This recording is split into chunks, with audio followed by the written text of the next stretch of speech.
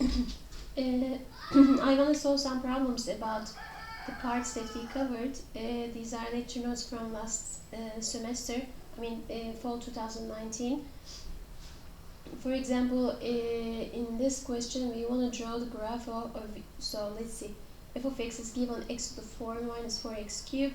We want to discuss concavity, inflection point, local maximum minimum values, and we are going to use this to sketch the graph. First, we start with taking the derivative y prime 4x cubed minus 12x squared, and we extract the common factor 4x squared x minus 3, and then we equate this to 0. We got x is equal to 0 and x is equal to 3. Zeros of f prime are x is equal to 0 and x is equal to 3. And these points are in the domain of f because the domain is all reals. Hence, these are critical numbers for f of x. Then we take the second derivative. The 12x squared here, and then minus 24x. Factor out 12x, x minus 2, and zeros of second derivative are x is equal to 0, x is equal to 2. Okay, so these are the zeros of second derivative f. So what do we build? We build the first derivative test table, you can say, and the zeros of the first derivative was 0 and 3, I guess, yeah. So 0 at 0, the first derivative. First derivative is the product of this term and this term, right? Let's go back to f prime. F prime is 4x squared times x minus 3. So we separate them, and then it's 0 to 0, the rest is non-zero. So it is going to be plus everywhere. We just do it because of the square, it's positive everywhere. And then second factor was x minus 3. X minus 3 is negative until 3 because anything less than 3, let's say 0, is going to make this negative, and anything bigger than 3 is going to make it positive. And then f prime is the product of the two, so we just multiply the 2. Plus times minus is going to give you minus, plus times minus will give you minus, plus times plus will give you plus. So this is going to tell us that between negative infinity to 0 and between negative infinity to 3, it's going to be all decreasing here. After 3, it's going to be increasing, okay? But we don't know what happens at 0, so we have to be careful about. But obviously, because it is going down and up, we expect a local minimum value here, right, at 3. 3 is a critical number. But at 0, as you would see, no local max or local min here. The reason is we don't have this increasing, decreasing, or decreasing, increasing situation at 0. So even if x equals to 0 is a critical point, you don't have extrema here. And then let's build the second table for the second derivative test. Okay, the zeros of the second derivative was 0 and 2. Its second derivative was made up of two factors, 12x and x minus 2. And 12x is going to be negative till 0 and positive afterwards. And then it's going to be negative, x minus 2 is going to be negative till 2 and positive afterwards. F double prime is the product of the two, so we just multiply the signs to get the sign of f double prime. Negative times negative is positive, negative times positive is positive times negative is negative.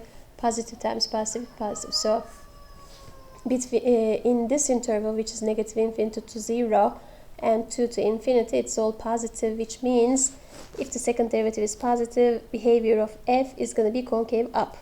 Concave up here and concave up here, but concave down in between 0 to 2 because second derivative is negative. Now, and then about the inflection point of inflection. Since at x is equal to 0, there is a change in concavity, we expect that x is equal to 0 is an inflection point, and at x is equal to 2, there is a change in concavity, there is an inflection point. So we found two inflection points so far. Then we find x and y intercepts. X intercepts is where is the x values where y is equal to 0. This is our function. Equate this to 0 and factor it out, and we get x equal to 0 and x equal to 4. We have two x intercepts, and these are 0, 0 point and then 4 to 0 point. We are going to plot them on the graph. And then y-intercepts is where x is equal to 0, for y values where x is equal to 0. We put x equal to 0, y is equal to 0, so this is an y-intercept. So in other words, 0, 0 is both x-intercept and y-intercept. Okay. And next we want to plot the values of f on the graph. So 0, 2, and 3, these are special points. We want to find the y values, corresponding y values. So we just plug in 0 and we got 0. Plug in 2, we got negative 16. So this is the first point, this is the third point. And we have a second point somewhere. P2 we said, right? 4 to 0. That's why I skipped to P3. Okay. And then P4 is 3 to negative 27. We are going to plot them all, these 4 points. We're going to plot these values P1, P2, P3, P4 on the graph. And then we are going to combine them carefully. So this is P1, this is P2, this is P3, this is P4. And then we just follow what the tables are saying. Before 0, it is decreasing, concave up. Between 0 to 2, it is concave down, decreasing. 2 to 3, it is decreasing, concave up. This is concave down. Okay, if I mispronounced. And then 2 to 3, it is decreasing but concave up. And 3 afterwards is concave up and increasing. This is the graph that we would get for this question, and it's the end of it.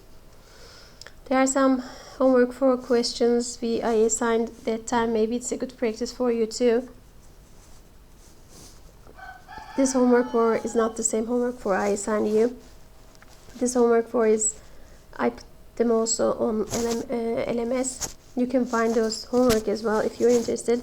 But I have some questions here written, so you don't have to go back and look unless there's a question here.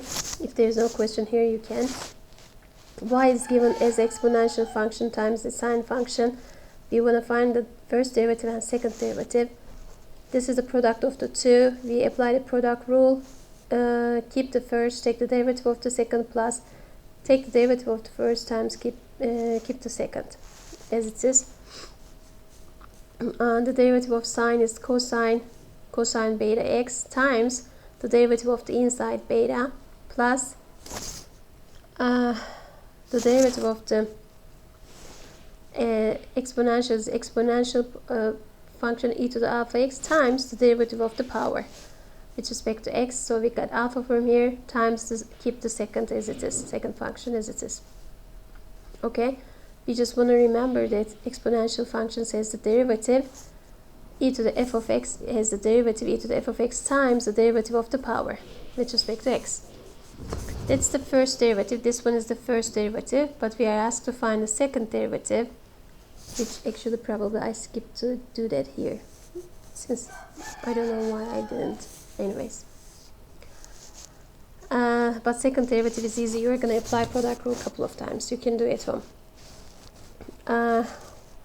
Okay, question 59 in our book. Find all points on the graph of the function f of x is equal to 2 sine x plus sine squared x at which the tangent line is horizontal. Tangent line is horizontal means first derivative is 0, right? We want to find first x values where the first derivative is 0. Okay. Horizontal tangent line, as you see, as I just a sec, something is wrong. Stop is 0, right? So f of x is this. Take the derivative, equate this to 0. 2 cosine x, 2 sine x cosine x. This is the derivative of the composition of functions. Chain rule. We applied chain rule here. And then we have 2 cosine here, 2 cosine here. Factor it. simplify the 2's first. I have cosine x plus sine x cosine x. Factor out cosine x. We have 1 plus sine x left. Either this is 0 or 0. Cosine x is going to be 0 at the following points: negative pi over 2, positive pi over 2, negative positive 3 pi over 2, etc. And if you want to write a general formula for it, if you look, pi over 2 has all odd coefficients: 1, 3 over 2, 1, 3, 5. So these are odd numbers. So 2k plus 1 represents the odd numbers for k, 0, 1, 2, 3, 4. So in short, we can write this type of numbers. In short, we can write it like this. And then next, 1 plus sine x is equal to 0. From here, sine x is equal to negative 1. Sine x will be negative 1 when x is equal to 3 pi over 2, 7 pi over 2, 11 pi over 2, etc. And that's the solution set. So at those points, we are expecting that we have a horizontal tangent line. And this is another question. X squared plus y squared is equal to 2x squared plus 2y squared minus x squared. And the point P is given 0, 1 over 2. It says find tangent line at that point. Okay. As you would see, this is an implicit function. So we have to apply the implicit differentiation here. After we apply the implicit differentiation, we are going to get the y prime. Excuse me. Okay. And let's do that. If you remember, implicit differentiation is taking the derivatives of both sides with respect to x. So the derivative of x squared is 2x. The derivative of y squared is 2 times y times the derivative of the base. The derivative, the base is y here. The derivative of base is y prime, because y is a function of x. We assume that y is a function of x. And this is equal to, on the right hand side, we use the chain rule and take the power to the front, keep the base as it is, times the derivative of the base is 4x plus 4y y prime, and the derivative of x is negative 1 here, yeah. Okay, that's it. Now we have y prime here and we have y prime here. We have to gather them together, and we distribute this over here.